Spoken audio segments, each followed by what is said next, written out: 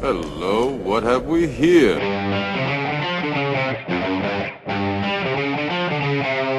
You're wrong.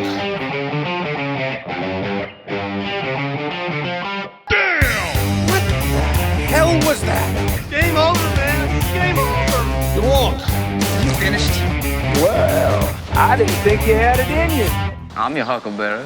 Greetings, boys and girls, lemurs and squirrels, and welcome to In Geek Wednesday, the Week in Geek for December 3rd, 2025, a wholly owned subsidiary of Free Range Idiocy, wherein we, your idiotic hosts, present our midweek dose of geekery for you. Can you do this part for me? Because I never do it quite right. The people. Thank you. Sit back and relax as we scrape the best news we found off the bottom of the interweb shoe and let you know exactly how we feel about it. I am your Uncle Todd, and with me, as always, is the lead editor and chief bottle washer of the Week in Geek. I give you the man they call Tim. Greetings and salutations, my friends. Now, if we were to bring back the Mario ding when I say the people like you used to do, does that get us banned by Spotify? Because apparently we're on their naughty list right now. Oh, we totally are. We totally are. And here's the great part, ladies and gentlemen. We're on the naughty list not because we were playing the entirety of a song on this show. We weren't even playing the lyrical part of the song on this show. We were playing the instrumental, and we got nabbed. So now we've been torn down, apparently asunder, across this great globe, continent, international area here, where we are not appearing, unfortunately, for some of our friends. Apparently in the Congo. So there it is. Hey, there we go. The people. The people. Oh, good God. Okay. I wanted to show that one off, too. Well, now we're banned in 48 of the 50 We're banned in states. Japan. Good Lord. Nintendo's going to have our asses on a platter. How are you, sir? As you take a mighty gulp of what are you drinking there? Is that coffee? Is that beer? Oh no, this is Lucky Pigeon. What do we call this here?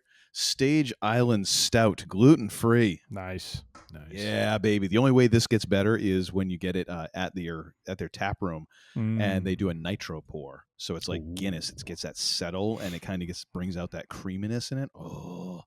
Mwah. So Very lovely. Nice. As far as how I'm doing, I'm pretty good for the shape that I'm in, as usual. Wait a minute.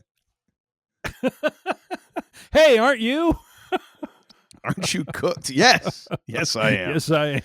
Yes, I am. I'm not confused as a baby raccoon. I'm just cooked. Oh, my, yes. I am singed.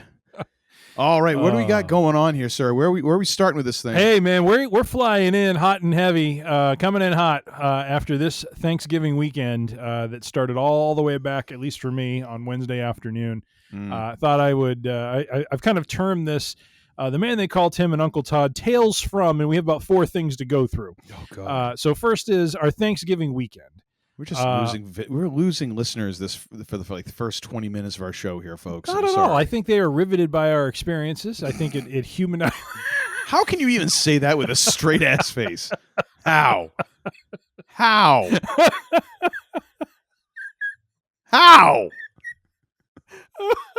Oh my God. Just you doing that for some reason I find very funny. I don't know why. Explain it to me.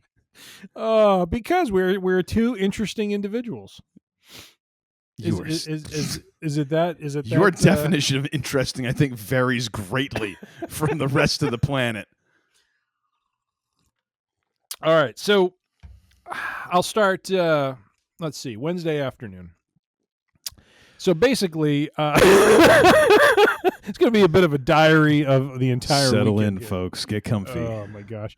No, but what I wanted to share was my story of so I had kind of played around with using a brine last year and was able to, when I did that, I think I either used a big Ziploc bag or I was able to fit the turkey breast into one of our pots that fit into the kitchen. Fit into the refrigerator.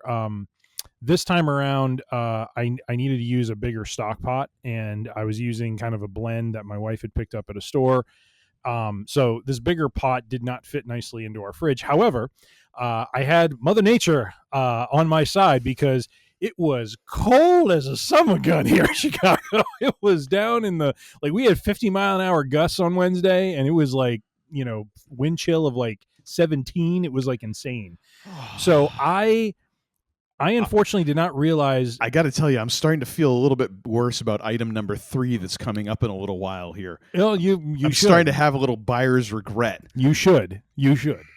But no, we so basically what I didn't realize is so I had half the day off on Wednesday in the afternoon, and I was going to prepare the brine, which is you have to boil it and then it has to cool, and you have to get it cooled down to like just under 41 degrees so that you can submerge the turkey in, because anything above that is where bacteria can start forming on the poultry. And so I stupidly didn't make the brine earlier, because you can make it a few days earlier and then cool it in the fridge. The Kim baby giving you No. this. I boiled it that afternoon, and then I'm like, okay, I've got to cool this somehow. So it's cooling off, and I look outside and I'm like, well, I can accelerate the cooling. So I take the pot and I put it outside. I had a lid on it. It was secure. And so it's starting to cool off. Come out and there's a couple squirrels in there like it's a hot tub. Tim's doing this.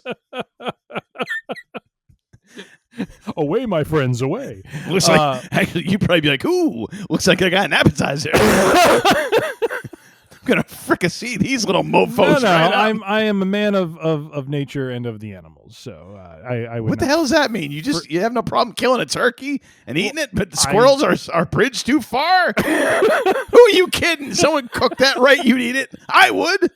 You deep fry them some bitches, I would eat it. Why not? Oh my God. You got to get the haunches. They're the best part. Put a little Chick-fil-A sauce on that. When do you come up with some of this crap? Jeez, I don't know.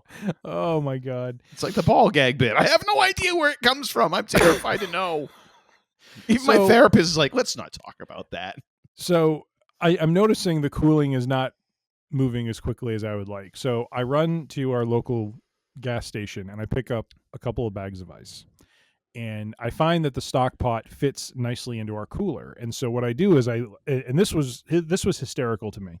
I put a layer of ice on the bottom of the cooler. Mm-hmm.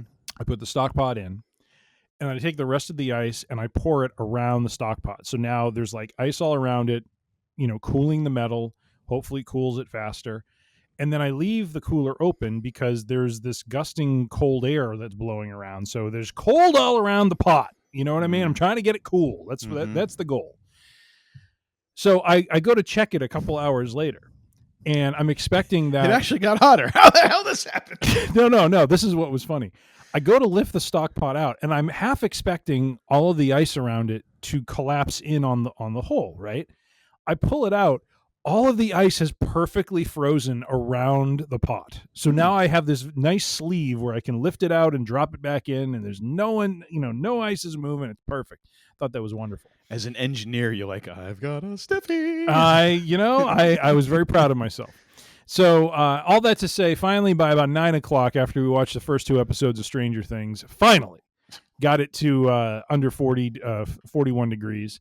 And so dropped the turkey in, let it brine overnight. So my turkey was brining overnight outside in a Now I did close the cooler overnight. I did provide that so the squirrels did not have easy access, and it would be a little bit of an Ocean's 11 job for them to get in there if they tried. That's when the raccoons show up. They're like, let me show you how we do this. But what I did end up having to do is I got up twice in the middle of the night to check on it because I wanted to make sure I wasn't ending up with a turkey popsicle in the morning with the brine freezing.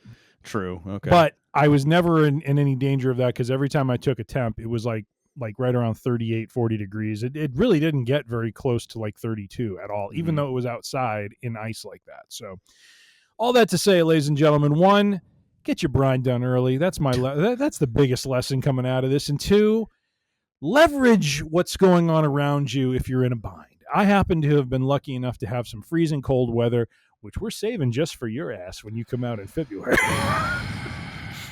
to allow me to get to my goal. The turkey I made, by the way, highly recommend brining.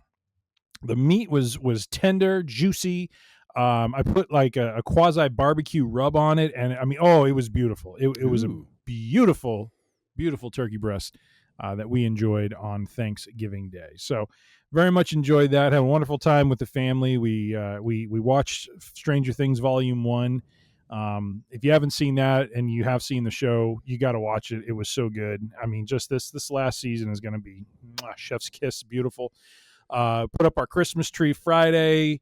Got the lights up and the ornaments up on Saturday. By the way, Saturday was Blizzard Saturday here in Chicago. We got dumped on 1,000 flights, I think, or something to that effect, canceled at O'Hare. Not that we were going anywhere. We just stayed home and did our Christmas tree decorating. My wife made a bunch of wonderful food. And, of course, Saturday night was War Games. And so you got your cotton in your ear there, my friend, to prepare for that? No, I got a full ear of regalness. I appreciate that. I'll save this for our Friday episode. I had a thought about Regal. You do. But yeah, overall had a really nice time with the family. Enjoyed our being together. Played some board games. Watched kind of our first couple of holiday movies of the season. Got to see Stranger Things together, and that was the Thanksgiving weekend. How was yours? Were there any shenanigans like my brining situation that we went through there? Not really. So we went to one of our niece's houses this year because normally we host and we get approximately 1,000-pound bird, which barely fits in our oven. We always end up with you get that airlifted in or something. It feels like it. However, just with things going on in my household over the last 6 months, that was just not going to be a thing that happened. So our niece was generous enough to kind of step up and to host, which was really nice. They did a fantastic job. So that was all good. No shenanigans there, except for the fact that they made me take home probably half of a gluten-free cheesecake because they weren't going to eat it, and I'm like, okay, well, I will, and that's the problem. So I now have to give the rest of that away because I've been slowly, pecking away at it. It's not going well. Oh boy, it's not helping my cholesterol at all. No, you're supposed to be getting that down, bro. I know, I know. That thing needs to leave this way, baby. House. I can eat cheesecake and it doesn't do anything to me. It's beautiful. Right. Okay. So then the next day because I wanted to make sure that I had leftovers. I had already bought a bird, had it thawing and all that. Little did I know that we could have very easily have taken leftovers from our Thanksgiving dinner on Thursday and been quite satisfied. But oh well. Ended up doing a turkey dinner, which was great. And then we went. That was on Friday, and then we went to see the Christmas light stroll that they have down in Elliott, Maine, at Sandy Hill Farm, which is fan-friggin-tastic. Nice. They have this little path that goes to the woods. They've got lights everywhere. Like, it is so well done. I think my sisters told us about that. We just haven't. Oh man, it's been a while since we've been out that way for around. So cool. If you're, I mean, I'm pretty sure at this point they're sold out for the season. Like, you literally have to. Them. Yeah, or if they're not sold out for the season, they're sold out for a lot of nights so far. So wow. You really need to get tickets because there's a lot of folks who want to take advantage of this. On the way home from that, I ambushed the family with Alice's restaurant in the car because they couldn't go anywhere. They couldn't go anywhere. I didn't hit them with it on Thursday, but since Friday was technically our second Thanksgiving dinner, oh my! I was like, it's fair game. So I hit them with that. And what did they do? It was great because Kaylin actually started coming around on that song. She's like, I think it's fun, and my wife is just like, this is terrible. Your wife's like, you Benedict Arnold. And so I got him to sing along at the very end. We all sang a bar of Alice's restaurant, and nice. It was great. And nice. That was good. Got our tree on Saturday. Unfortunately, because of our scheduling and Survivor Series and everything else, we did not get a chance to put all of our decorations on. We have the tree in the stand. We have the lights on the tree, so at least it looks like we did something. However, the decorating will have to wait until Kaylin returns home from school for winter break. I just want to say I'm so proud of you that your priorities are in such order that Survivor Series took precedence over the decorating of the tree. Well, I mean, I'd already had that on the calendar. You know, it is what it is. But yeah, good weekend. Good weekend. Nice. Very good. Very good. Do we really need to go with this with the next item? I'm just asking. Yes, we do, because you have to hear about my deal shopping here. So I already did. We did the pre-production meeting. You already bragged. I know. Well, I'm just gonna. Well, here I'll start first of all with what I can tangibly show. Can we get the Cliff's Notes version of this? Hold on. Oh, I gosh, have a here we go. Boston Red Sox box here, and there it is. Oh! Ladies and gentlemen, these are the Boston Red Sox side plates that you can buy on shopwwe.com that you can then use with any replica championship belt that has said side plates. So next year, do you have one?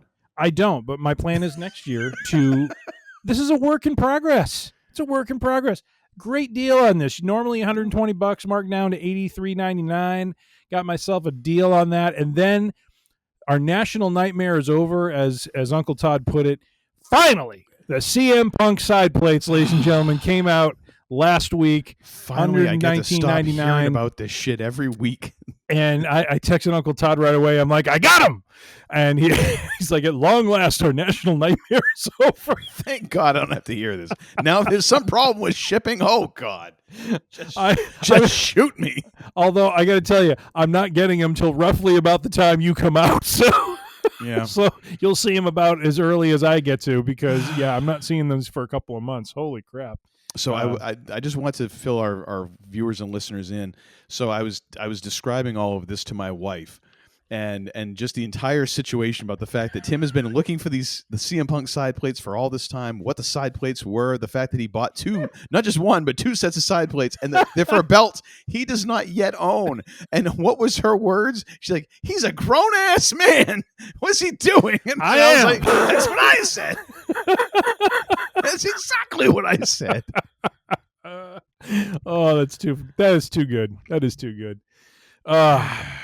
And then my other Black Friday shopping deal hunting that I did was for a long time I've had my eye on the Lego Razor Crest UCS set. I don't normally do that sort of thing, but that was a ship that I'm like, that'd be really cool to have that. And my youngest, who is a big Lego collector, said, "Hey, Dad, by the way, they're retiring that set at the end of the year. So if you want it, you might want to get this. Might be the Christmas to pull the trigger." And so I had been looking on Amazon for the last couple of weeks, and they had it marked down to like $570 or $565 or something like that. It's a crazy price for this Lego set. It's like normally $599.99. And so what was it last? I'm trying to remember the order of events here. Last weekend, that deal went away and it was full price again on Amazon. And I'm like, oh crap! I hope I didn't. I was really just waiting for Thursday and the deal, or Thursday, I guess Friday at midnight, for the deals to come out. And then last Monday, I saw that it went down to $550, and I'm like, all right, I'm just gonna get it. I'm just gonna get it. $50 off. That's better than nothing. I'll go for it. So I get it. Well, it was very wise of me to do that, because what ended up happening was, after that $550 deal, it was full price on Amazon basically from that point until yesterday, or maybe it was 2 days ago, when they sold out of the set completely. So you cannot find that set on Amazon now. Also, my son and I were both trying to get into Lego.com Thursday at 11 p.m. Central Time, which is midnight East Coast, because that is when the Black Friday deals came out for Lego.com. And apparently everyone and their brother was trying to load that website at 11 o'clock or /midnight. Yep. Or whatever your time zone is for that time. And then all of a sudden, so he gets in before me. He sends me a screenshot and it shows $419.99. They marked it down by 30%. I'm like, oh my God, I should have, gone for that. Well, of course, I can't get into the site. He got in, but within like 2 minutes of him getting in, so he had been like in a queue for 10 minutes, 15 minutes, finally got in, saw this. Within 2 minutes of that, he then sends me another screenshot that says it's sold out. I was like, holy crap. Yeah. I was like, my God, like I would have had no chance. So I was correct in trying to wait, but everyone seemed to have been waiting, especially for a set like this that was going to be, taken out of stock at the end of the year, taken out of circulation. And so, no, I'm just very thankful. I didn't pay full price. I got at least $50 off. And I got my Lego Razor Crest. So I will be getting that built as well for when you arrive. So you can Very nice. bask in the wonder of it. So. Well, now you've completely given away, the next item, but go right ahead with it anyways. Because I didn't do any Black Friday shopping, so. No, that was it. nothing. I just wanted to talk All through right. that. So that was the Black Friday deal hunting. And then, sir, I don't know that we have formally. I think we've talked on the edges of this a little bit, but I don't think we formally declared what For is the about Royal to Rumble, happen. you're in this year? I am. I've decided to throw myself into it, and You're gonna R-truth it? I'm gonna undeclare. I'm gonna walk out to Why Can't We Be Friends? That's a great choice, by the way. the old Homer Simpson, when he does the boxing episode, he comes out and he's like, and the Southern Dandy. Yeah, that's me. Anyways, yes, sir. We are going to have a summit, if you will, here in the greater Chicago area as Uncle The Todd. collective IQ of Illinois is going to be dropping precipitously. Slightly. The idiots are getting together in the end of February, and not just to get together, but to get together and go on that Saturday, which I don't know what the date is of that last Saturday of February, but I think it's whatever February 28th. It is 28th, Yeah, I believe so. the end of the month. We will be going to WWE Elimination Chamber. So, Uncle Todd was kind enough to scout and lock down a couple of tickets in. I believe it's a section. So we're not ringside, but are we just like? Hell no, we're not No, no. ringside. But it's like, But as you said, we're behind the timekeeper, right? Area? Yes. So like if you were to draw a line, kind of that diagonal. So our section is like kind of in a corner. Yeah. Yep. I think it's like section 109 or whatever. And so if you were to go diagonally looking towards the center of the ring, you would kind of cut through or right next to the timekeeper area. And so we'll have that view of the ring. So theoretically, I think with the angle that we have, even when they have the cage, when they have the elimination chamber down, we will be able to still see the ramp. We'll be able to still see the aisle for at least a little bit. So we'll be able to see at least, I think, the stage, the entrances, and all that. For the chamber match itself, I have a feeling we're probably going to be, catching some of that on video screens just by nature of the chamber. But yeah, I mean, we're about as close as you can get and not have to sell a kidney. Let's put it that way. Yep. Yeah. So I'm excited for that. And then, of course, Man They Call Tim will be taking Friday off. So we will gallivant around Chicago. We will try some of the cuisine in the area as we are ought to do. And, the board of fare, if you will. Indeed. And then I believe, Uncle Todd, part of your cockamamie scheme here is once we get back from said event, Saturday night, we are going to potentially do a special Free Range Idiocy episode live from the Man They Call Tim's cave dwelling here. If not live, we will be recording and for the first time in the same room. So this will be very interesting for sure. Indeed. We're working on the technological aspects of that as we speak. I.e., I'm looking forward to that, mics. my friend. Looking forward to that. Sweet. Yeah, me too, except for the fact that I'm looking at it thinking, who the hell goes to Chicago at the end of February? Hey, some of the hotel rates you're seeing for your stay prior to us getting together have definitely borne that out, because when I told my wife where you're staying, she's like, "Ooh, fancy." I'm like, "I don't know." I'm like, "He found a really good deal." And she's like, maybe it's the time of year." Well, it's totally the time of year, because I saw people like quoting for, and this is the thing, like you look at reviews for stuff, and the reviews can scare you off of anything. Yeah, and people were talking about like what they paid for some of the hotels, and a lot of it was concentrated around the Chicago Marathon. Oh, okay. Rates were two to three times what I'm paying, which is understandable, because for the 2 nights that I'll be staying in downtown Chicago proper, that was the equivalent of one night. Yeah. When my wife and I went down to Boston for Parents' Weekend. Yeah. Because all the hotels around there knew, like, yep. Yeah, you're gonna pay through the nose. Like, it was insane. Like, I think we paid about $1,200 for 2 nights. Jeez, holy moly! But by necessity, I was like, okay, well, we need a place that is close, and I know this place is close, so that works. I am paying half of that, less than half, like a third of that for 2 nights. Yep. So I'm like, okay, that's kind of cool. And it's like when you came out in June, not this year, but the prior year, and we were looking to try to just find a hotel after the Cubs game. And we're like, what the heck is going on? And I don't know if it was a combination of just June is a time where we have it was graduation weekend for a couple of the colleges. That's what we found out by going to Green Street Meats, the barbecue joint, because when we walked in there, it's like, there was like everyone there was like coming from a graduation or something. Might as well have been playing Pomp and Circumstance over the loudspeaker. Crap. I came on very underdressed. Yeah. Oh, yeah. We were both. Yeah, and sweaty. Not much danger of that in February, though. No, not at all. Not at all. If anything, you can be underdressed. You also be a popsicle if you do that. So I am definitely. I've already started planning my packing and planning my wardrobe. Bring the gator. Bring the big fluffy, hat to wear on your head. So what do they call those? The Mad Bomber hats or whatever. Yes. Yep. Yeah. That's right. I'm not going to quite go that far because I am not planning on strolling around the city streets. But right. That walk from like a building to an Uber, that might be rough. But oh well. That could be. It also could be rough is if I decide to carry the belts with me, one or both.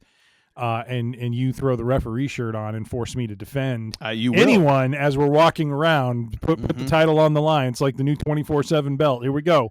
Yeah, that's what we're going to do because you're not going to walk around with those belts without at least one defense. That's just not going to happen. All right, understood. All right, so looking forward to Uncle Todd's February extravaganza, and now let's get into the meat. The meat, ladies and gentlemen, Fantasy Tales from Fantasy Gridiron, Week 13. The one consolation I have in this is that both of us have a tale of woe here, so I'm not alone. So I feel good. Yes. I think last time I went first. Would you like to go first and talk? You to always us? Go first because I hate life when I talk about this. I am getting a down home prison pounding as usual. You are. Let's jump over and see here. Let me jump. Oh, good Lord Almighty! Yeah, 176 to 88. Sweet, sassy Lassie. Please walk us through the travesty of justice that's happening here, my friend. It's a travesty. My Saquon Barkley is single-handedly trying to take down my fantasy team. As I texted the men, they called him. The call is coming from in the house.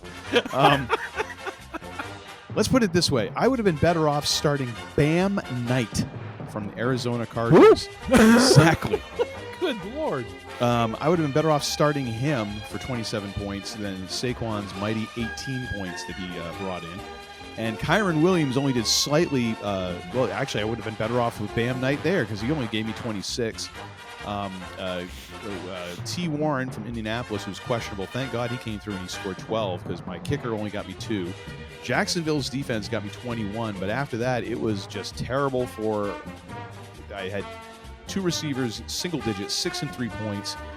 Excuse me. In the meantime, I had Marvin Harrison Jr. on my bench because he was questionable, and of course he goes off. He gets me 12 points, which isn't exactly going off.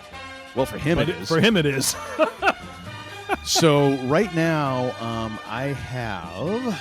Let's see. I've got Drake May going and Debo going tonight, being Sunday night. I've got Drake May going on Monday.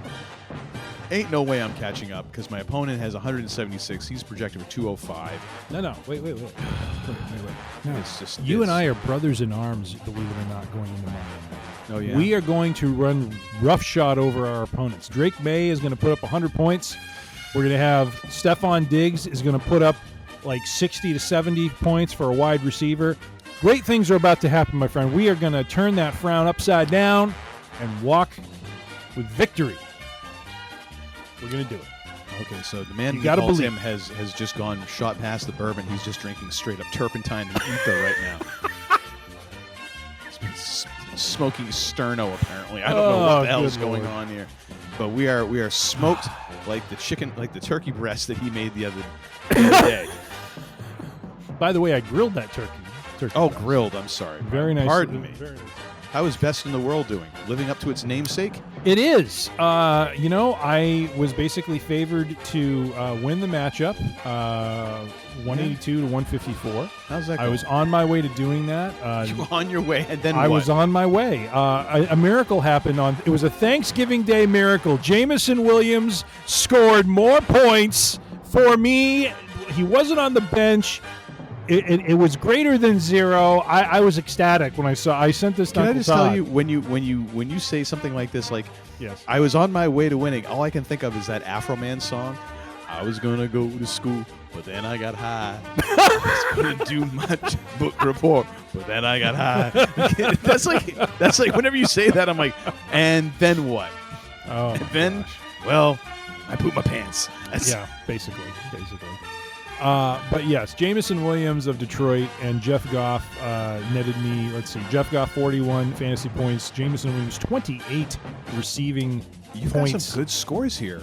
Indeed. I've had to look at this and go through the math to understand how I'm getting my tail kicked, because I am down 221 to 166. That 35 points that A.J. Brown hung on you for Pittsburgh, for Philadelphia as a wide receiver, and then the 50 that Cook the third hung on. Cooked me. Cooked me. And then also getting 22 from the tight end spot to counter, or flex spot, I should say, to counter your 28. Yeah, and then 25 points Well, from the Minnesota's 22 doesn't defense. counter it. Wait.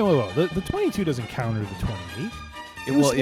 It helps to balance it out. Like it every little bit counts. Plus, he outscored you on defense. So right there, that's kind of a wash. Which, it by is the a way, wash. look at the projected, and I'm going to protest. Who cares this. about projected? I'm going to protest. No, I'm not going to protest based on the projected. I'm going to protest for another reason.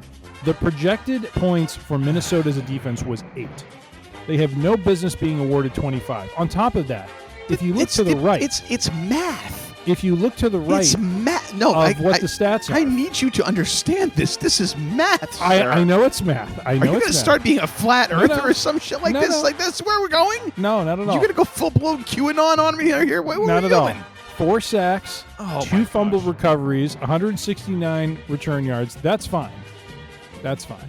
Good. I'm glad you approve. Here's what I don't like. Points against, 14 to 20. Look at the score. What's the score? Minnesota lost 0 to 26. They should be in the next tier of points against, not 14 to 20. It should be 21 to 26, I believe, or 25. I'm just saying. I think the fix is in here. I think I'm being bamboozled. So Good. good. Come on now.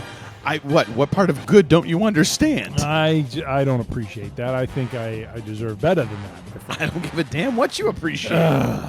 So let's see who else on my team. Devontae Adams, 21 points. Oh, once again, my man Khalil Shakir, which Oh, yeah. go read the news and notes on this guy. Go read the news and notes. He is the number 1 wideout for the Buffalo Bills. Guess how many times he caught a pass?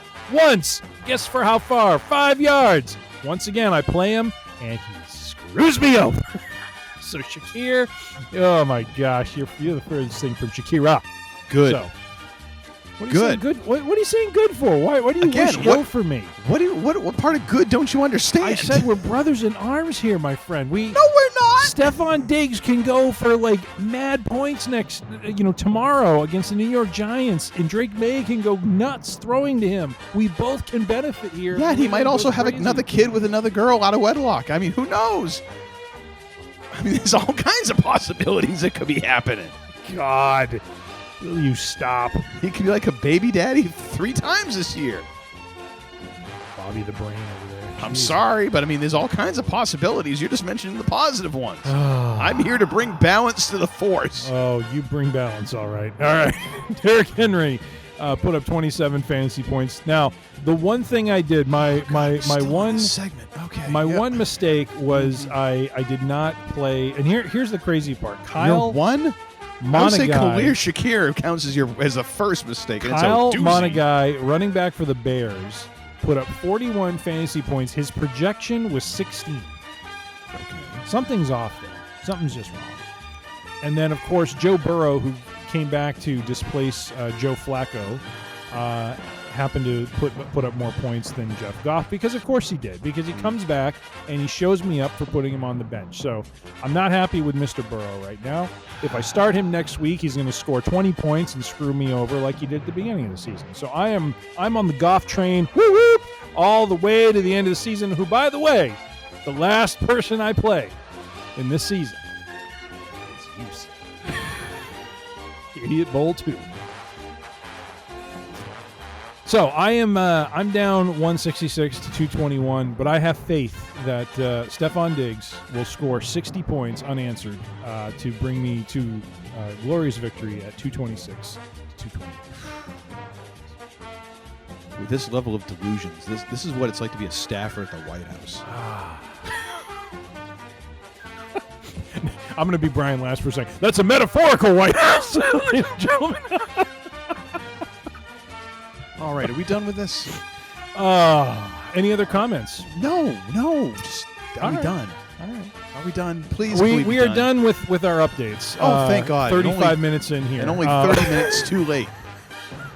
Now let's get into the actual. Should have been a hi. Time. How are you? How you doing? Good. You and I'm all right. And then next. Yep. We should have been at this point 30 minutes ago. Well, I'm sorry, but we live very riveting lives, and the people need to hear about it.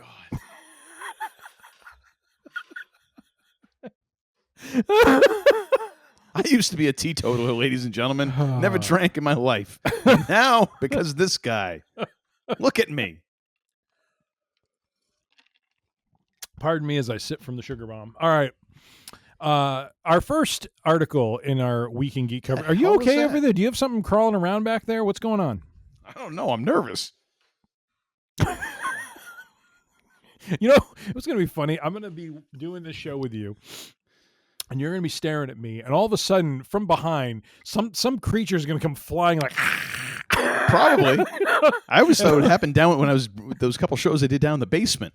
Oh yeah, when your spider friends were attacking you. Well, especially then when the lights would get turned out. That was my favorite. Just like... All right, here the whites of your eyes. Here I am with like the freaking the die-hard lighter. Yep, basically. Yeah. Go down in the basement and record a podcast. It'd be fun. Well, from our friends at superherohype.com by way of Yahoo Entertainment, we have an article where RDJ, Robert Downey Jr., is teasing us once again, the bastard, by posting on Instagram a fun little image that shows the arm of Dr. Doom and the arm of Iron Man pulling on a wishbone. And it says nothing more. And so what do we take away from this little nugget that Robert Downey Jr. has dropped to us? Well, apparently the fan base is now all riled up and in gear, thinking that this could be the hint that Iron Man will return as part of either Avengers Doomsday or Secret Wars, that we're going to have that connection between Doctor Doom and Iron Man be seen, felt, smelt, and dealt. What say you, sir, on this rapid development here? Oh my gosh! For all of the missteps that Marvel has done over the past couple of years, man, they still play fans like a fiddle, don't they? Like, oh my gosh! Like, this is obviously a panel from like some comic from like 1973 or something, and he posts it, and it's people. Oh my gosh! It means it's like the Zapruder film all of a sudden, back and to the left. I don't know that it means anything other than they're just trying to gin up a little bit of stuff, and they're like, okay, Robert, here's your posting schedule for the run up to the movie. Yep. That could be all it is. It might be more, but you know what? Honestly, like I here's the thing. Like I don't mind talking about fan theories and stuff like that, but I honestly do not try to figure out the movie beforehand. Like I really don't want to know. Mm-hmm. That is like one of the big tip-offs for me that a movie sucks is when, as I'm watching it, I start trying to think, okay, how does this work? Because that obviously means I am so bored or just not enthused about what's going on that I'm like, my brain has got to stay occupied somehow, otherwise it's going to just strangle itself. Mm-hmm. So I mean, could it be? Sure. I almost tend to think not, though. Like I would almost say that for a guy like Downey, this might be the thing where he's like, no. And the one thing is, I don't want to be in the suit. You want to use old footage to to fill in stuff and all like that, or take outtakes and stuff like that. Fine, but I don't want to put on the suit. I don't want to be Iron Man. Like if I'm going to be Doom, I'm going to be Doom. I could see that. More likely than not, I think it's just a way to tweak the fans. Someone found this in the Marvel archives and like, oh, Yes. This is going to get people riled up. At least that's what I would do. And I should correct myself. The fan reaction included comments such as Iron Man, quote, Iron Man is definitely coming back in Secret Wars, unquote, and RDJ as Iron Man and Doctor Doom. So there's definitely an appetite in a part of the fan base for this. I don't know that I share that sort of Well, it's nostalgia because people want to go excitement. back, and you don't get that way. You don't get to, Yeah. you don't get to go back. You do the next gig. Yeah. You know. So yeah, are we bullish or bearish on RDJ as Iron Man in these movies? What do you think? I mean, as much as I just spoke against that, like, yeah, it would be cool. Of course, it'd be cool. You went back on everything you just said. I'm just saying, like, it would be cool. It would be a moment where you go, That's what they're saying, and you were just like, "Oh, why well, don't no, they do it?" that Yahoo was saying it's definitely going to happen. I'm not saying that. Like, just because they post this doesn't mean it's going to happen. Like, if it happened, it would be cool.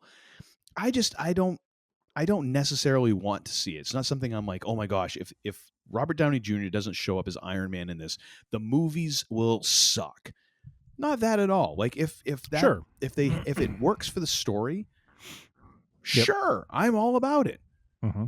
But it's not something I need. Like if you can tell a compelling story without showing that to me, with just alluding to it, great. Let's do that. Okay. I'm good either way, really. But I mean, I would almost kind of rather it just By the way, not be the thing. I want to be clear. No one's saying the movie's going to stink if this happens or if it doesn't happen. It's I'm sure that there are some fans potentially happening. Oh, there's definitely a segment of the fans that now are like, okay, if he doesn't show up as both characters, he's going to suck. Yeah. Because that's just fans. That is just fans. I used to think it was just Star Wars, and then I was like, I saw the backlash against some of the Star Trek shows. I'm like, oh no, it's Star Trek too. And then, as we will get to in our Friday show, I saw some of the comments about about war games, and I'm like, oh no, it's all fan bases. Yeah, all fan bases are just like cesspools. Like, what the hell? Can't we have nice things and just enjoy things? Apparently not. Apparently not. All right. Well, we will buckle up for basically 12 months from now is when we'll be in the at least in the zone for for Avengers Doomsday coming out. I can't stay buckled that long. I'm going to have to pee. Yes, don't worry. Your weak bladder will be allowed to go pee. It's not a weak bladder. I'm well hydrated and other things. Well, certainly, sir. Certainly. All right. Moving on from RDJ teasing us about a potential Iron Man, Doctor Doom kind of appearance here. We move on to yet another Avengers Doomsday nugget. This one will be really around. Will there be a little Monica Rochambeau in Avengers Doomsday? It seems I'll Rochambeau you for it. Indeed. Teyona Paris posted a video on Instagram showcasing her wig line, and one of these wigs appears to be for Monica Rambeau, the MCU character she played in WandaVision and the Marvels. And so this has led to some speculation that she will be a part of Avengers Doomsday. So it's interesting how people can just drop little nuggets of things on Instagram, and all of a sudden it becomes, oh my God, she's going to be part of it. Ah! So what are your thoughts, sir? I think it's about time. I mean, we've only seen her in what was, oh my gosh, it was WandaVision, right? Well, she was in the Marvels. Out. She was a big part of the Marvels. Well, I know, but I was trying to do the timeline. So we first kind of got the hint of it in WandaVision. We saw her in the Marvels, and then she was in a little bit of Doctor Strange. Or no, she wasn't. That was old school. What's her face? Her mom. Oh, right. Yes. Because it was her mom basically playing the same character, I believe. Yes. Yep. No, I'm all for it. Like, they've done Yeah, I almost went over the line into the less family friendly of the curse words. They have done frackall with this character, really, Yeah. and it's a shame because I feel like this character could have added some depth to something over this time. Now, I didn't have a blinding hatred of the Marvels, but not the greatest showing in the MCU. But Yeah. you know, yeah, she should totally be in it. Of course, yes, please, pretty please, anything to kind of spice things up and to add some other dimensions to this story. Like, you have a character here who has a very interesting backstory from what they showed in WandaVision to the snap and all that. Like, here is somebody who's got some trauma that, yes, I would like to see this kind of sorted on screen for sure, and a powerful character too who can hold her own. Yeah. Yeah, please, pretty please. And I have yet to still see the Marvels. I need to go see that. But apparently one of the links. Well, you don't need to go anywhere. It's on streaming now. It's Yeah. It's not in theaters anymore, by the way. Okay, thanks for letting me know. But you can't go to Blockbuster anymore because you know that's done, right? One of the links has to do with the post-credit scene where she is seen interacting with Kelsey Grammer's Hank McCoy /Beast. And it is very well known that Grammer is going to be a part of the Avengers Doomsday cast, although it is unclear how large his role will be. So that is also fueling some of this, some of the thoughts here, is that even though she's not been formally introduced as part of the cast, maybe she makes a special appearance since there was that linkage. Who knows? Who knows?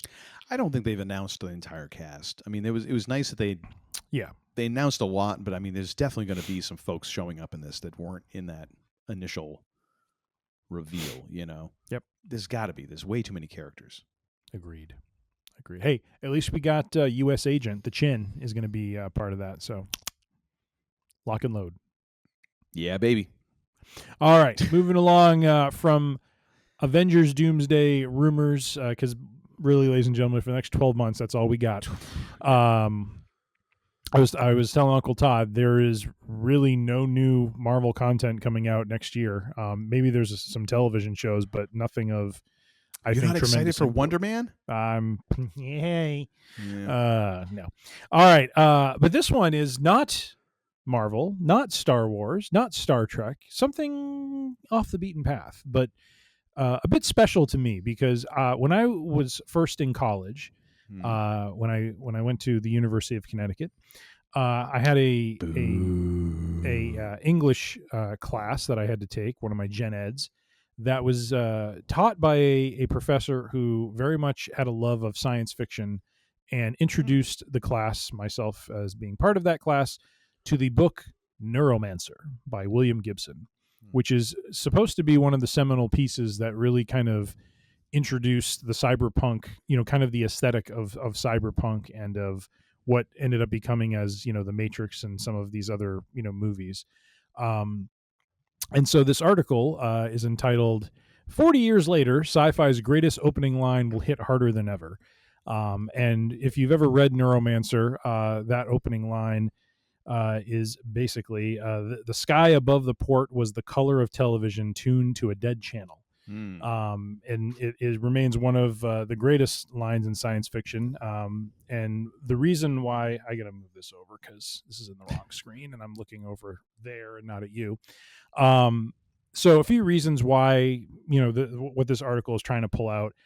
Part of the reason is apparently Apple TV Plus is now producing an adaptation of this book. So, so that is very interesting, and I'm very excited for that.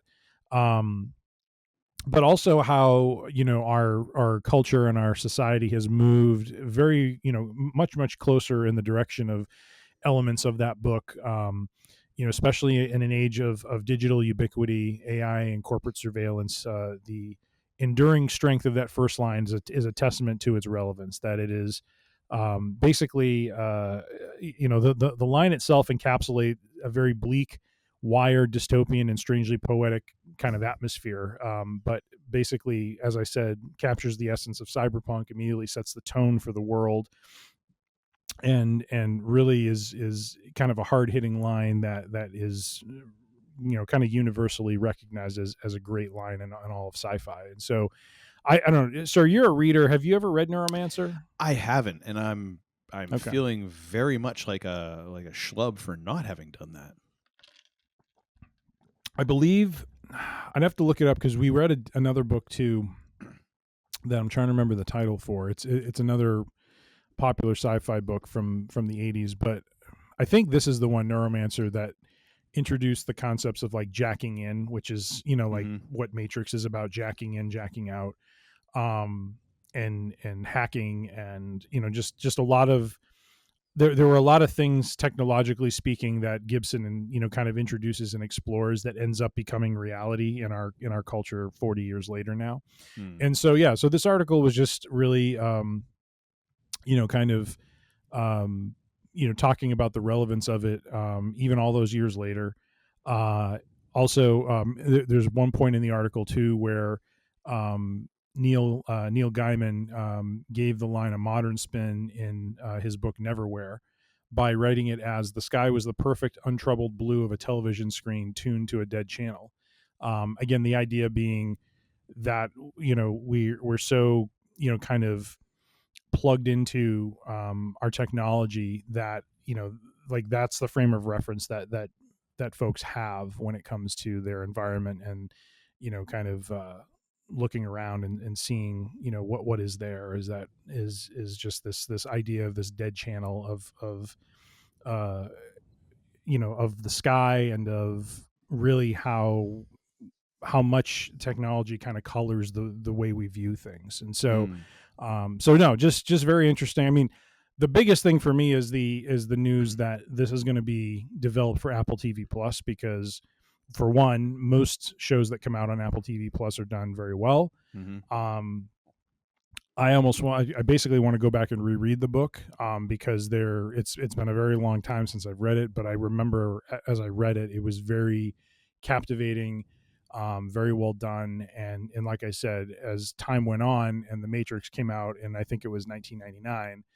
I remember thinking back to that book and concepts from it that were definitely that the writer, the Wachowskis, really must have taken inspiration from Neuromancer when they wrote it. So anyway, so thoughts on this, sir? I mean, again, not a theory, nothing really big about it, but just the idea that line and just that sort of writing from back in the early 80s has relevancy today. Yes, I find it always interesting when you're dealing with something that you come up against these references that have become a little arcane and become arcane within our lifetimes, which is a very weird thing when you realize you've lived that long, that people who are half your age are like, what the hell are you talking about? It's like, okay, crap. So like the idea of a dead channel, like, here's the thing, kids, for all of our younger viewers and listeners, like, there used to be a time when TV turned off. Yeah. Like, TV had a time when it shut off every day. Every channel was, they stopped, you'd get them, we conclude our broadcast day, and that was it. And they showed static. It was just black and white. Yep. And now that's just not a thing. So, but I think the idea here is that what I think is interesting is how some of these concepts can then be interpreted. And that is the best use of that writing, is that is when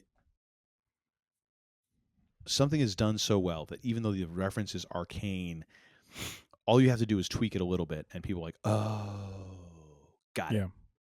And there's a universality to that. And to me, that opening line, because damn, that is a hell of an opening line. Yeah. Is one of those things where you could definitely find a way to interpret that, and it will be able to be relevant to the folks who remember that, but also to folks now who are like, oh, okay, like, I think there is room for that, and I'm excited for this because now I want to go and read the book, and I'm going to add this to my to read list. Nice. But the thing that's most encouraging for this is the fact that it is with Apple TV, and they are basically the John Hammond of television right now, where they spare no expense. Yes. When they do stuff, like they do weird stuff, as we've Mhm. seen with oh my gosh, the Adam Scott show that I watched like one episode for, and you keep on giving me a hard time. Severance. Severance. There we go. Yep. Ted Lasso. The new show Pluribus, which looks weird as hell. The morning show, which I played the trailer for that for my wife, and we were trying to decide whether we wanted to watch it or not. I'm kind of down for it, but she's really in much more of a comedy sort of mode right now. Mm-hmm. Even like Stick. Is that Owen or his brother? I don't remember. The ex-golfer show that I watched a few episodes of. Like, I do appreciate how they are okay with doing some of these shows that are just weird enough where it's like, Mm-hmm. I don't know who else would have made this unless it's someone with just a butt ton of money, which is Apple. So I'm excited for that, because if you're going to get a good interpretation of this, it's going to be from the folks who are like, yeah, we'll throw gobs of money at that because we think it's cool. Yeah. Right on. Yeah. I haven't watched any of them. The only movie I've watched that Apple produced was Greyhound. And I was very impressed by that. That was extremely well done. And again, another story where I'm like, I don't know how many studios are taking a chance on this one and releasing it in theaters, because it's not. It was almost to me like, you remember the movie Fury? I remember with hearing Brad about it. Pitt and yeah. Who else was in that? Michael Pena. What's his face? The guy who's in the Transformers movies. Shoot. He's kind of gone. Shia LaBeouf. Yes, and then the Punisher. Okay.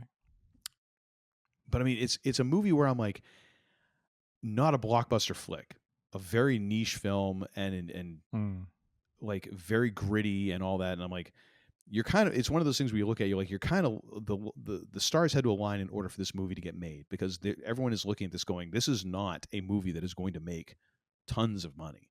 Mm-hmm. Like it is basically it's basically Saving Private Ryan, but taking out all the hopeful parts and just having all the down parts, but for like 2 hours. Like I own the movie on Blu-ray. I think it is one of the best World War II movies I've ever seen.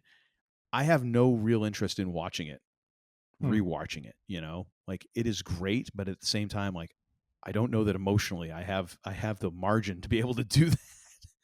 And Greyhound was kind of like that. So to see something like that done so well, when you hear about projects like this, you're like, okay, this is probably at the right place, because they are in a place where they can just kind of throw a bunch of money at this and go, okay.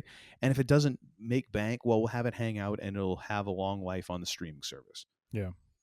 So I'm optimistic in that sense that, I'm sure, I'll get a chance to read it before it comes out, that it'll be done well, you know? Yep. Well, and going back to the line, kind of to your point about that concept of, channels going off air.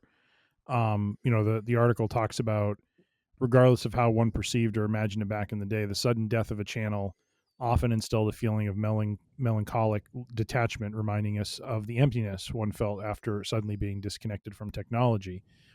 And goes on to say, after all these years, when the world is significantly more mediated by screens, no doubt, the Neuromancer's line's representation of high-tech low life hits harder than ever.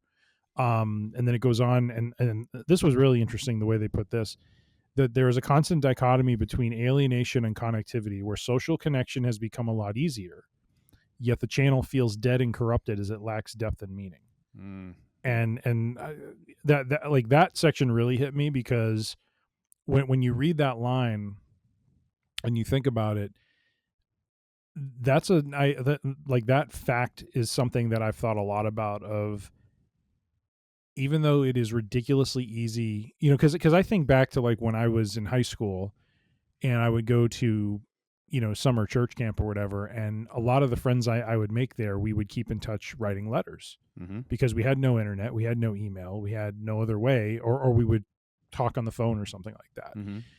And I think about now, and it's like like that whole experience has been shifted over into the digital space now. Like, and you can talk much more real time. You can like that gap that existed. Like, even though letters were being sent, there was a gap. You know what I mean? And you weren't talking to the person.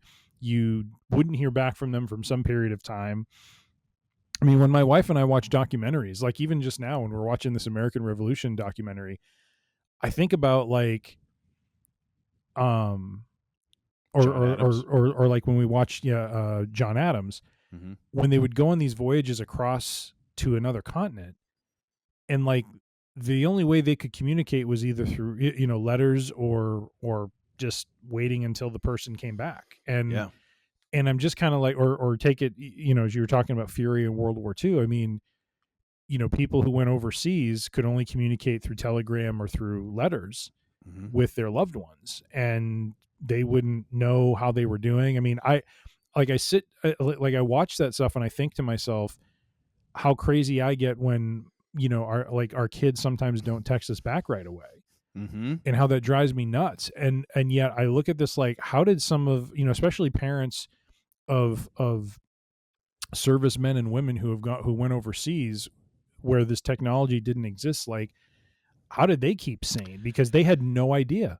Well, you know what I mean? Like they there was not that instantaneous gratification of, oh, I got a text from them today, I know they're alive. You know what I mean? And I don't mean to go to extremes and go to like military, but I go there because it's the importance of the role communication plays in terms of people knowing how other people are doing. Yeah. And I think the thing that my immediate reaction is, well, of course, because we live in this world. And it's trying, the immediate thing that I think is difficult is then trying to reacclimate and suck that awareness that we have out and place ourselves in that time period and realize, like, okay, well, at the same time that we have lived in a time when we went from when we were very little to like 3-4 channels on TV to all of a sudden a lot more channels to then this thing called cable coming along when we were in our just about hitting teens ish sort of thing. And then you start getting like, and how that is developed in our time. Well, look back then and see how some of that technology had changed for them, and where they're like, wow, I can get a letter across from England in 2 weeks or, a month or whatever, as opposed to like, I would have never been able to even hear from them, or it could have been lost or this and that and the other, and how amazing that must have seemed. Yeah. There is that weirdness of trying to translate older communication, older technology, older sense of being in the world. And just like, I don't understand how that happened. And it's like, well, that's just the way it was. Like, right. It wasn't like they had to downshift from having email to all of a sudden the dark ages, Yep. And I think that's the biggest leap for us to make, is to put ourselves in that spot. Fair enough. Yeah. So if you've never read The Neuromancer, do check it out. You'll be surprised to see how much it has influenced sci-fi up to this point. All right, our last note. We're going to go from maybe I don't mean to say the lesser known sci-fi, but not the in-your-face sci-fi into the in-your-face sci-fi of Star Wars. And this article was interesting because the title of it is Star Wars' new movie is officially fixing Disney's Obi-Wan Kenobi mistake. I don't know that I agree with this, but let's go forth with the premise, which basically is, got to get them clicks, baby. You do. Give me those clicks, baby. But let me tell you, this individual, this author who is writing this, basically is making the argument that the way Obi-Wan you're saying Kenobi, that is like they're some heretical thing. Oh, this is totally AI. There is no such person as Louis Glazebrook. I'm sorry, that is totally I love AI how generated. you are just the authority. You're like, AI, that is all. Yep. So say we all. It's like, this guy could be actually a person. I doubt it. Come on now. Come on. But main premise of this is that with the Mandalorian and Grogu movie coming out in May, that Star Wars, and I don't know that I agree with this. I don't know that Star Wars is necessarily returning to movies just because this one movie is coming out. I mean, it feels like we have Ahsoka season 2 coming out. That's a TV show. But basically the argument here is Obi-Wan Kenobi should have been a movie. It should not have been a TV show. Felt that there was a lot of filler. Now, I do understand some of the argument for this. And I'm not going to say he's wrong in postulating this. Okay. That's the problem they're fixing?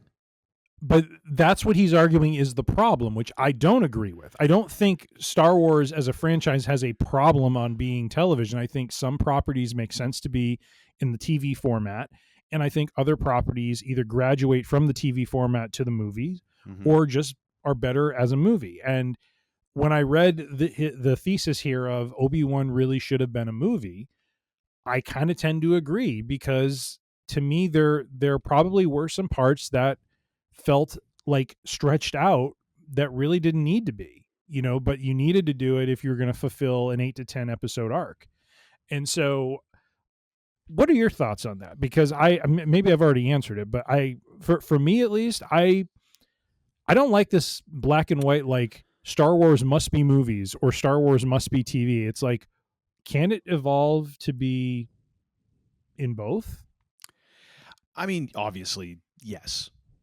Obviously. I mean, The Mandalorian has had way too much success. Andor has had way too much success to say, like, oh, all the Star Wars stuff on TV sucks. Like, Hey! I beg your pardon? Just because, you didn't like The Acolyte and, and perhaps the Book of Boba Fett wasn't your cup of tea, That was the other example that was brought up, that should have been a movie. No, because here's the thing. Who's going to watch that, really? And how are you going to...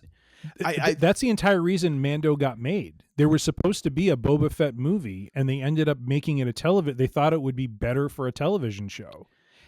And the thing is, like, yes, I could definitely see a point of Obi-Wan being a movie as opposed to a TV show.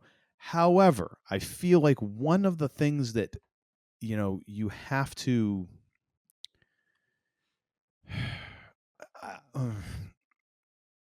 no one's asked me to be a TV nor studio executive, okay? And I'm just going to take a shot. I thought I was riding this gravy train all the way to a studio job. Oh, come on hell now. no! You're riding this gravy train all the way to like the powdered gravy aisle at the supermarket.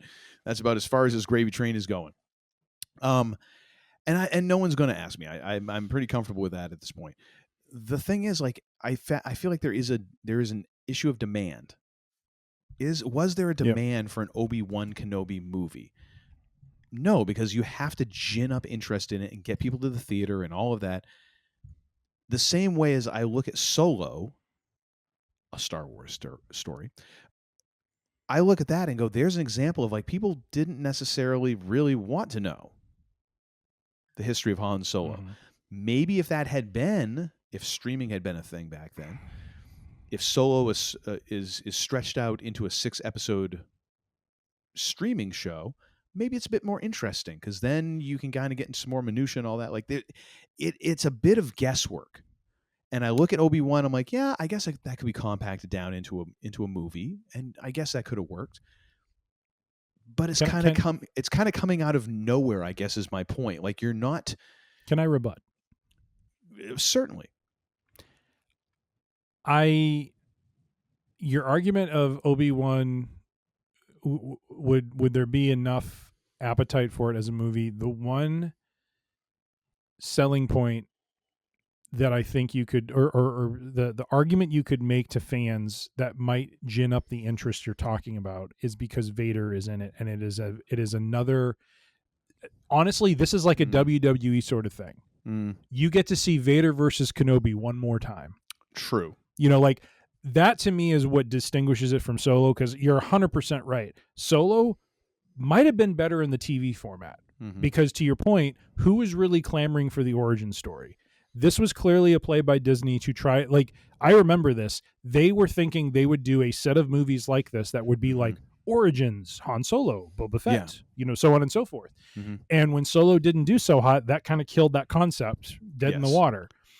Maybe Solo would have been similar to Mandalorian, would have been better in TV, where similar to Ahsoka, like, I don't think anyone's clamoring to go see a movie about Ahsoka, right, on her own. I don't know there's enough juice there.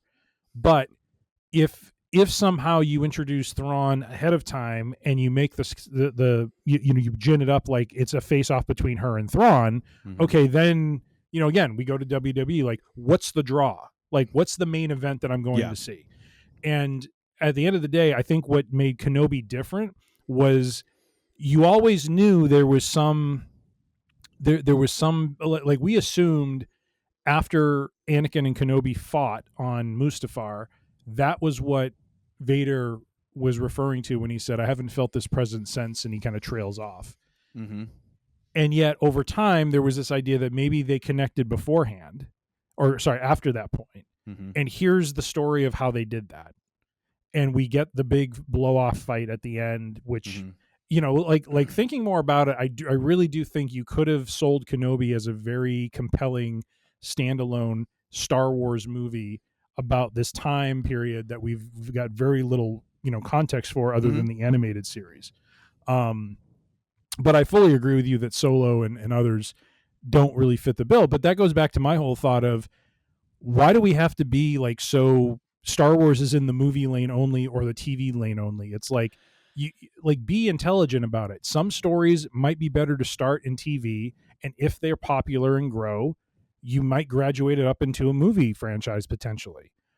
Some Star Wars content might just only ever be a show, and some might be a movie. Like be flexible about it. It doesn't have to be one or the other. That's my whole thing. This article, I feel like it's got to be one or the other, because the fixing of the problem is they've spent too much time in TV. Because it's all about this. It's all about the clicks, baby. Well, and that's why show me the money. This is why you come up with articles like this, because you try and turn a what is a mostly gray space idea into black and white. And the other thing is, here's the other problem that you're going to have in these situations, is that I think that people also forget, like, oh, well, why didn't they just make Kenobi a movie? Or why didn't they just do this? Or why did they do this? Because they saw this failed. Why didn't they do this? Like, you don't realize, like, the production schedule of these things was already in motion a year and a half before that. You don't all of a sudden go, oh, by the way, we're going to change this into a movie midway through production. It don't work that way, folks. Like, there are certain aspects of movie making and like putting things on a screen that are different from the small screen. Even though, like, it is, I would contend that some things blur the line in terms of how much quality and how much money is thrown at them. But I'm sure that someone who is much more technically inclined and much more, in the game than I am could then break this down to you and be like, yeah, and here's why that is really friggin' stupid. The same, and it's the same as back when COVID hit and we had toilet paper shortages. And everybody was like, what the hell's going on? Blah, blah, blah, blah. And it really came down to the fact that you have these two streams of toilet paper. You have your domestic, your consumer home version, and then you have the, commercial version. And all of a sudden, they live in this balance because people poop at home and at work. So you have them both there. And then all of a sudden, everyone's just home. So guess what? This one, people be pooping at home a lot more, and ain't nobody pooping at work because ain't nobody there. And everyone's like, well, why don't they change the factories over? Because we then realized, like, they're two different standards, two different dimensions, it's everything is different between these two. And people are like, well, why don't they change the factories over? It's like, because that's millions of dollars, and everybody's thinking, like, well, this is eventually going to go back to the way it was. So we've done the math. Until it hits this point, we ain't changing nothing. If we hit that point, like, all of a sudden it's like, well, we're in this for the next 10 years. All right, then we're going to change some factories. But it was like that point was so far out. The same as like when you're making these streaming shows, it's like Kenobi was never going to be a movie. As soon as they said it was going to be a streaming show and they started production, ain't nothing changing there. And if people are like, well, then okay, well then why didn't they change the acolyte to this? Or why? Because it was the horse already out of the barn. Like that was already so far down the road. You're just like, well, hope for the best. Because it's already in motion. There's no way that you can make small changes, but you ain't making no big changes because there's so much money and mechanics behind that. Mm-hmm. And to me, that's where you lose the nuance of that in this article, in articles like this, because people are like, oh, well, they should have just pivoted. It's like, dude, there ain't no pivot. Yeah. Like the thing was 75% done by the time that anyone realizes their problem. And you're just like, well, the next year and a half to 2 years is going to kind of suck until we can get past this, until Warner Brothers did the thing where there's like, hey, we're just going to write some stuff off. Shelve that, Yeah.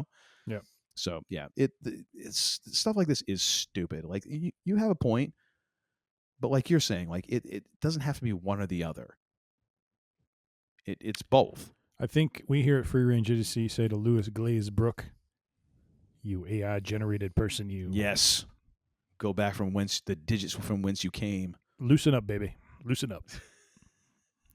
Let things be fluid. Let them be flexible. Some things TV, some things movies. If it advances Star Wars and keeps the franchise rolling, that's all that matters. Indeed. And that, my friends, after that highly zen conversation, is your Week in Geek. All right, sir. And what do you have for, and another thing, a suggestion to our viewers and listeners for this Week in Geek Wednesday? Well, you heard me reference it in my update over the Thanksgiving Day weekend. I would highly recommend, if you have not watched Stranger Things, go binge it. You will not be disappointed. It is well done, very good storytelling. Why don't I feel like you're talking directly to me with this? I am. Highly would recommend it if you're in any way, shape, or form connected with the 1980s. This show will resonate with you.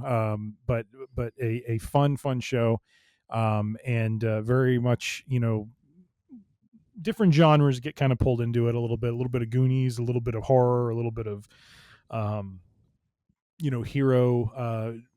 hero versus villain sort of storytelling going on, and but done very well. And over basically on Wednesday at about 7:00, Wednesday at 7, Stranger Things season 5 volume 1 came out on Netflix. My family, we watched the first 2 it was 4 episodes. We watched the first 2 on Wednesday and the last 2 on Thursday, and we were not disappointed. It was well done. And I love how they're doing this last season. My kids hate it. They just want to be able to watch the whole thing. Once again, instant gratification wins. Want to watch the whole thing, be done with it. But they're releasing the next. So volume 2 will be 3 episodes. That'll be released on December 26th. Oh, they're totally scheduling this around holidays. I love absolutely. That. And the final episode, you're going to love this. The final episode, the series finale, New Year's Day. So we will be, as of January 1st, we will know how this fine story concludes. And I would just highly recommend you check it out. It is well done by the Duffer Brothers. So do check it. Stranger Things Season 5, Volume 1 on Netflix now. Go. How about you, sir? Okay. Sheesh. Engage. So the other night when we had the fam back in the house, in his house for the first time in a little while, we were bandying about as to what we would watch for a movie, which is, it's like friggin' pulling teeth, man, around here sometimes, because we have very distinct... I've learned to stay out of it altogether. I just go for the ride. I literally was just like, you guys pick it out. Just let me know what we're watching, and when I don't want to be part of this situation. And so the pick came down to National Treasure, and a fine choice. The 2004 Nicolas Cage tour de force, National Treasure. Always a fun watch. It is just goofy ass fun, and I love the fact that we've watched, as a family, we have watched this enough times now where it turns into Mystery Science Theater 3000, where we are just making comments on this and back and forth, and especially Kaylin and I just filleting this movie. And my wife is like, we all love this movie. Why are we crapping on it? And I'm like, because it's fun. Because it doesn't mean we love it less. We're just like, we're taking the piss out of it. You know, we gotta get the Declaration of Independence. Oh my gosh, so good. And then the dude falls down the big spiral staircase mine shaft at the end. Yes. And I'm like, well, so there goes Shaw. No, don't worry. They're going to land the elevator on him at the end. It's like, how come this is such a soft landing? Like, that's Shaw. Don't worry. Oh, good Lord. Good Lord. Oh my gosh. But it's so fun, and it is goofy and all those things. So movie. definitely check that out if you haven't. Supposedly there have been rumors that we might actually get National Treasure 3, but I'll believe it when I see it. National Treasure 1 and 2 are still fun. Apparently I've never watched the ill-fated Disney Plus series that they did. I didn't even know there was a Disney Plus series that they did. Kaylin was very excited when it came out, and after he's like, "Oh, that was so disappointing." I'm like, very glad I didn't watch that then. But go check out the OG National Treasure. It is well worth your time. Nice. Well, ladies and gentlemen, thank you for joining us once again for a Week in Geek Wednesday. We do so appreciate all of our listeners and viewers out there. Be sure to tune in again on Friday when we have Free Range Idiocy Friday and another show for you. Oh my gosh. Warn me with that, would you? Oh my gosh, I've had to pee for the last 20 minutes. I'm holding on by a thread here, and you do that. We're going to have to take a lot more time in between recordings here. We'll have to mop. So thank you for listening, and do find us on all the fine podcast purveyors out there. You can go to freerangeedc.com. You can download all of our episodes there, as well as subscribe to the Podbean app. You can also find us on Spotify, Apple Podcasts, Pandora, Spotify, I said that one, Amazon, all of the major ones out there. Go search for Free Range EDC. We're also on all the social medias. We're on Instagram, Facebook, and the YouTubes. All those are at Free Range EDC. You can find full video episodes on our YouTube channel as well as on Spotify. If you have any thoughts, concerns, or ideas for shows, just questions you'd like to ask us, send those to Tim at freerangeedc.com. And now, ladies and gentlemen, it's time for us to get the high holy hell on out of here, but not before the man they call Tim has the last word, sir. Take it away. I will talk slowly so that Uncle Todd has to remain present and not... I'll wrap it up. To the internet, we say, yes, suspect. We don't know what your reputation is, especially you, Louis Glazebook, or whatever your name was, in this town. But after what you tried to pull today, you can bet we'll be looking into you. But to our listeners, we say good day, ladies and gentlemen. And until that day comes, keep your ear to the grindstone. Now get the hell out of here!